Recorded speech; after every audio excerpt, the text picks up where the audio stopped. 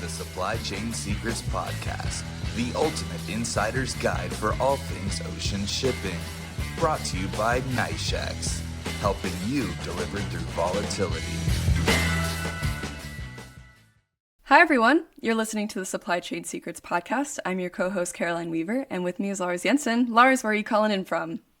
Hello, I am calling in from beautiful north coast of Spain. I'm overlooking here the Bay of Biscay just outside Bilbao this week. That sounds so peaceful. It is. Awesome. All right, let's get started talking about this week's read on NYFI rates. Let me share my screen here. So pulled up, I have Asia to US West Coast. Can you talk about where the rates are at right now?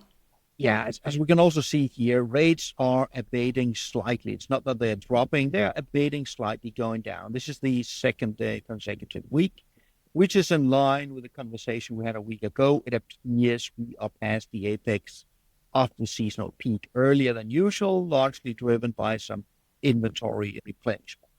You can say from that perspective, not really surprising. What I want to add a few comments on here is actually in addition to what the NYFI here is showing. Because if you are looking at the Shanghai Container Freight Index, or the SCFI that came out on Friday, it actually staged a substantial increase here in Asian American West Coast of $700 per 40 foot. And here it's very important to notice that different indices measure different elements of the market. Not that any of them are right or wrong, they measure different elements. And what the NYFI measures is the price of cargo physically that has been loaded on board ships. So you know for a fact these rates are being paid for cargo actually moving. The SCFI leans more heavily towards quoted freight rates out there. And the quotes might be absolutely true. These are rates being quoted to shippers in the market. But that does not necessarily mean cargo will then subsequently get booked on those rates. And even if cargo is get booked, it doesn't necessarily mean it moves. If cargo is booked, you can have two situations. The shipper could renege on the booking and simply book at a lower rate than somebody else, or the carrier might roll the cargo and decide, I'm not going to accept your booking. So these are measuring two different things. And the reason I want to bring this up, we saw a pattern during last year, 2025, of repeated elements of what I would call phantom GRIs. These are elements where you see the quoted rates suddenly spike significantly. But then subsequently, typically 3 weeks later, when cargo is actually being loaded, they do not show up in the prices being paid. Sometimes the quoted rates absolutely do happen. That's what happens when you have a strong market.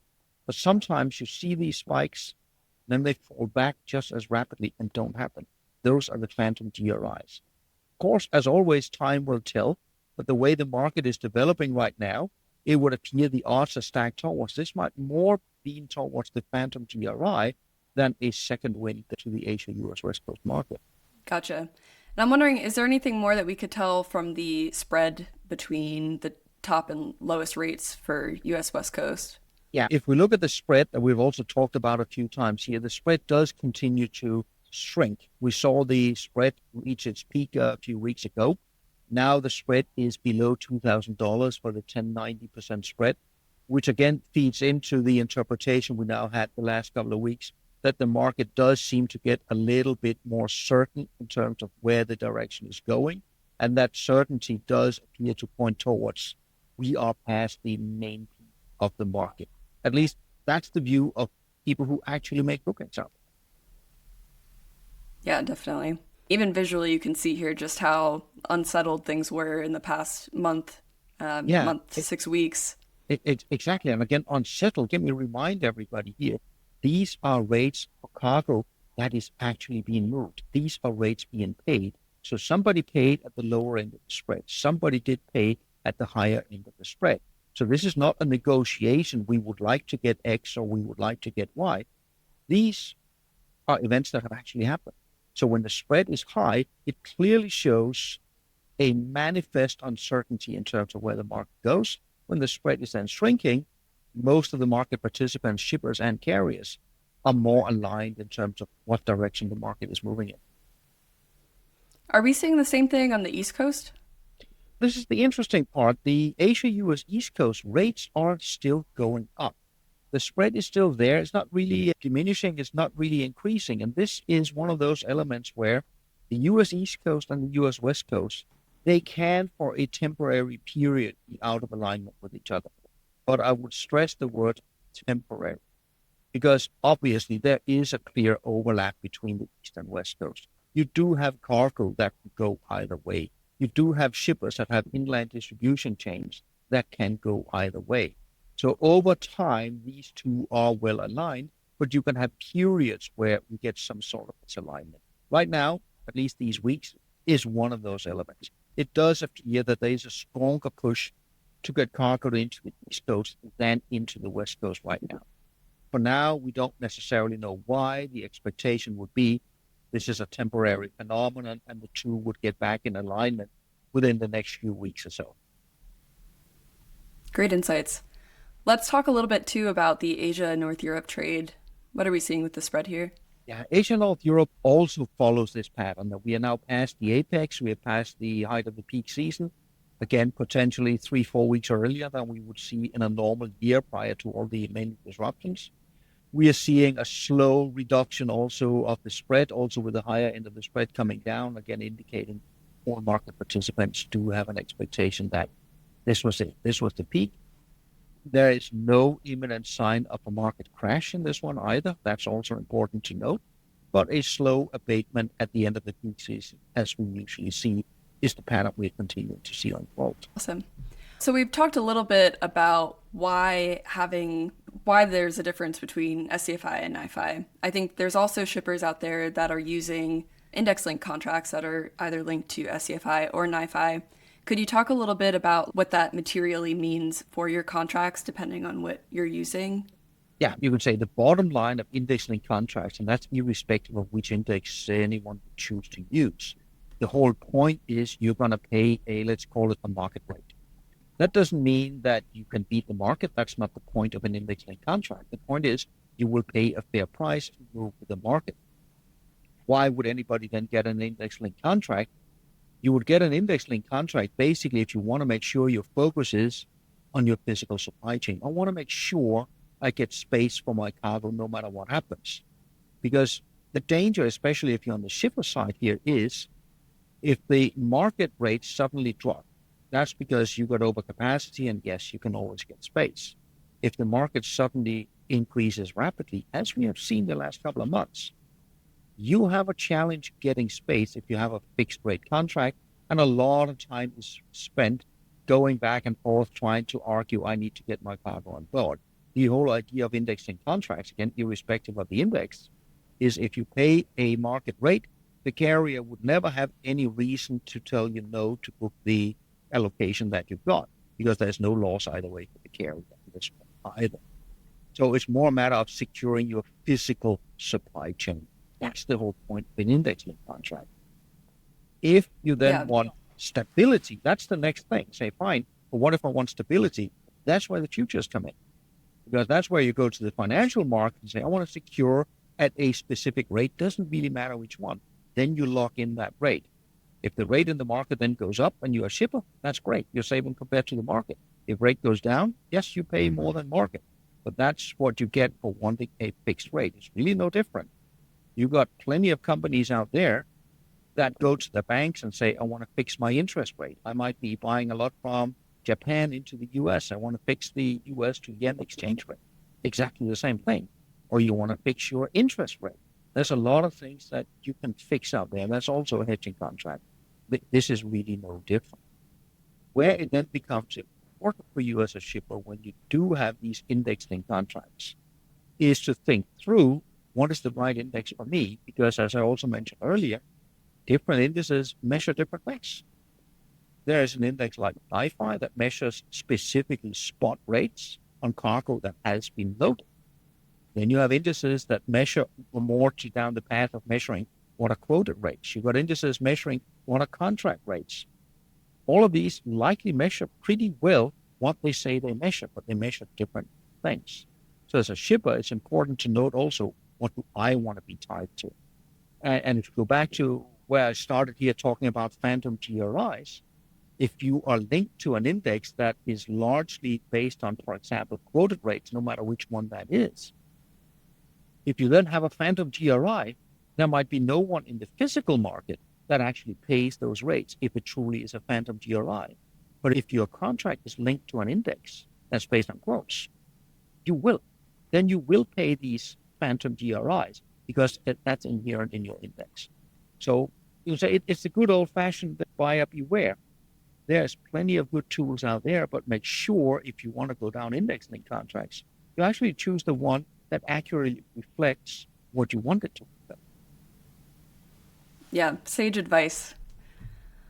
Let's talk a little bit about the Strait of Hormuz and the Red Sea and what generally is going on, what's happened in the last week. There are several elements. The Strait of Hormuz itself, there's basically no news, which means that the Strait of Hormuz remains closed to the effect that if you want to sail through, you have a high likelihood of being shot at. We are recording this on Monday, and just over the last 2 days here in the weekend, 3 tankers were shot at by the Iranians for attempting to transit through the southern corridor close to the Oman coastline. That's basically it. So no change in that situation. You do have market information or market news coming out saying Iran might be close to Oman making a deal around the Strait of Hormuz. Whether that is true or not, we don't know. We do know that the Iranians for several months have voiced the view that they see the Strait of Hormuz as being divided by Iran and Oman. And they want a situation where it's basically Iran and Oman, potentially some of the Persian Gulf states, that determine what are the rules here. And the subtext of that is, how much are you going to pay to pass through? Who's going to get that money? That's basically Iran's position. It hasn't changed. And they're still backing that up with missile and drone attacks on vessels that do attempt to go through. For container shipping, for all intents and purposes, Hormuz remains shut. We also heard some news about a potential toll for the Bab el-Mandeb. Is that true? What actually is happening there? It is highly likely untrue, and it's one of these things where it's prudent in the, let's call it, fog of war that goes on in the Middle East to take a lot of the information that comes out with a grain of salt. What came out here towards the end of last week was suddenly information that the Houthis might also start to charge a toll now for going through the Bab el-Mandeb, same as what the Iranians are demanding in the Strait of Hormuz. And on the surface of it, you might say, why not? The Iranians are doing it. Why not the Houthis? But this is where sometimes you might want to read a little bit more into the details and where information is coming from. This rumor was started by the legitimate Yemeni government. Keep in mind, Yemen is divided. The Houthis don't control all of Yemen. You've got the legitimate Yemeni government in the south of Yemen. By the way, they are supported by the Saudis. And then you have the Houthis controlling the north part of Yemen. It was the southern Yemenis / the Saudis to some degree that voiced the view that Houthis were going to do this. Interestingly, the Houthis have denied now that they want to do this. So there's a lot of informational warfare and rumors going out there as well. So the rumor that there might be payment in the Bab el-Mandeb for now appears to be just that, a rumor and not reality. Okay, yeah, there's been a lot of talk of tolls and paying fees to go through waterways, so it definitely comes across as legitimate at first, but yes. You have a really good point about making sure you're looking into the details here. The one thing I think we should be the most concerned about is the development we saw also late last week with 2 gas tanker units being attacked in the port of Damietta in Egypt. That, I think, is the one that is the most worrying over the last week. I have voiced also on this podcast for several months that the risk is if Iran wants to extend this conflict, the Suez Canal is one way to do this. Now, having 2 vessels attacked in the port of Damietta does not shut down the Suez Canal. And also, to be very clear, nothing right now has changed in relation to the Suez Canal. Nothing. But this seems to be, pardon the pun, a warning shot across the bow that this conflict could indeed be expanded. No one has officially taken responsibility. The Iranians have not said it's them. Houthis have not said it's them. No one has claimed responsibility. Yet the Egyptian government has confirmed this was indeed a drone attack on the 2 vessels sitting in the port of Damietta. So to everyone involved in shipping out there, this is as clear as it gets that there is a risk, definitely not a certainty, but there is risk that this conflict could spread to include the Suez Canal. And as such, This would be a good time if you are dependent on shipping via the Suez Canal to think through contingency scenarios. What are you going to do if this is closed? Yeah. Thanks for the updates on this. Of course, we'll be reporting on what happens over the coming week in our episode next week. Let's switch gears and talk about the earnings report from CMA. Yeah, this is the season for the major carriers to start posting their results. OOCL did it a couple of weeks ago. Now CMA CGM came out with their second quarter results as well. Profits were up, doing very nicely. Actually, if you read into it, the margins were pulled up by the line of business or pulled slightly down by what they do, especially over in the logistics business. If you look at their freight rate development, rather their revenue per TEU, then it's up 15% year on year, which is better than what we saw for OOCL, which was up just 10%. Now, note OOCL, their operational updates do not provide information of profitability, so can't compare the two. In terms of freight rates, we usually use container trade statistics. We do not have data for June yet. They will be coming later this week. So if you look just at the April-May, they indicate global freight rates up 17%. So CMA CGM's freight rates were basically up in line with what you would expect in the market. So CMA CGM doing very well coming into Q2. We're seeing a lot of logistics businesses under pressure right now. Why is it that the liners are able to remain profitable during these times when other businesses are not doing as well? Yeah, it's a valid question. It's one that's come up a number of times. We first saw the question surface, especially during the height of the pandemic.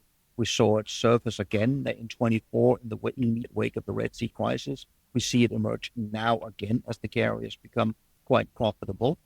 And at the surface level, yes, it appears there's a crisis. And hey, presto, then the carriers make a lot more money. And I can understand and empathize with shippers that feel that every time the going gets tough, prices go up, carriers make more money, and they're left with the short end of the stick. That's how it feels. What I want to talk a little bit into is I have seen this now voiced over the last month several times. Again, the narrative that we also saw during the pandemic, carriers are blanking sailings, rates are going up. So in some way, shape, or form, this seems to imply the carriers are manipulating the market. And I cannot emphasize strongly enough, if you look at the hard data, it is impossible to find substance to that narrative. It's simply not feasible. I did the analysis myself as late as over the weekend. I actually put a piece out in the Sea Intelligence Sunday Spotlight, where I looked very specifically at how much blank sailings, how much capacity was blank every week for the last 6 years, week by week in detail, versus what is happening in the spot rates. And is there any kind of link? I'm not even talking causality. I'm just talking correlation. Is there a correlation between when you're blanking sailings and what happens to spot rates? And the hard truth is there is not. So whilst you can argue with words that it appears that carriers are blanking sailings and rates are going up, it's not borne out by hard data. What is borne out by hard data is whenever we have a major geopolitical crisis, this tends to upset supply chains, which delays vessels. This takes capacity out of the market. When you remove capacity from the market, you end into a shortage position, and then prices go up because you will have shippers always willing to pay more to make sure their cargo goes on board. So do the carriers seem to become more profitable when you have a geopolitical crisis? Yes. But that's because the crisis in itself removes capacity from the market. These are not actions by the carriers. If you look in recent years, there's virtually no idle vessels out there. Every single measurement month on month from, for example, Alphaliner proves the same. There is no material idle capacity out there. If something upsets the apple cart, you do not have the option to put in more ships. If a ship gets delayed due to port congestion or whatever, and we have plenty of that at present, there is no substitute vessel to pull in, and the carrier is left with no recourse but to then blank sailings. This is not to diminish the very real challenges the shippers have, because they absolutely do. They have a hard time figuring out how to pay these escalated freight rates. They have an even harder time getting confirmed space for their cargo on board. Absolutely. But this, at the end of the day, is not due to some sinister market manipulation by the carriers. This is not linked to whatever narrative we could make about how much the market has consolidated over the last 25 years. It's simply down to geopolitical challenges remove capacity from the market. Prices are set by supply and demand. Yeah, I can empathize with shippers having to deal with the turbulence of the market, but I'm sure it doesn't necessarily alleviate some of the frustration that they feel hearing what you're saying, where there's not really a direct, if we blank X number of sailings, we're going to make Y more money. It's not that much of a science, I guess. No, and you can say the honest truth is, if carriers suddenly decided to let's just make up numbers here, let's blank half the sailings on the Transpacific. Sure. But if they blank them and just leave them sitting idle, that would show up in the statistics for idle vessels. So a market manipulation by definition, you would see blank sailings result in an increase in idle vessels, and we do not. So what you could potentially argue is some vessels are being moved between different trades. The vessels are still being used. Yeah. Well, it's really insightful. I think a lot of listeners might find that super interesting and maybe helpful. Anything else you want to add for today's episode, Lars? No, I think that's plenty for the market developments as we have seen here over the past week. I think that should be fine. One comment I would like to make here towards the end, again, just to make sure everybody is aware there's nothing hidden in this. This is, of course, a podcast sponsored by NYFI. We talk about the NYFI index. And what I just would like people to know is I am also a very small investor in NYFI.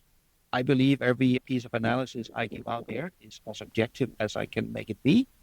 If people see it differently, because when I say small, I'm talking less than a percentage. It's not that I have any influence on the company, but I think it's just important to be honest and open about what are people's interests out there. Totally. All right. Thanks everyone for tuning in today. We'll be back next week for another episode. If you haven't already subscribed, we're on Apple Music, Spotify, and YouTube. And until then, I hope everyone has an awesome week. Bye, y'all. Thanks for listening to the Supply Chain Secrets podcast, presented by NYFI. Be sure to subscribe on your favorite podcast app.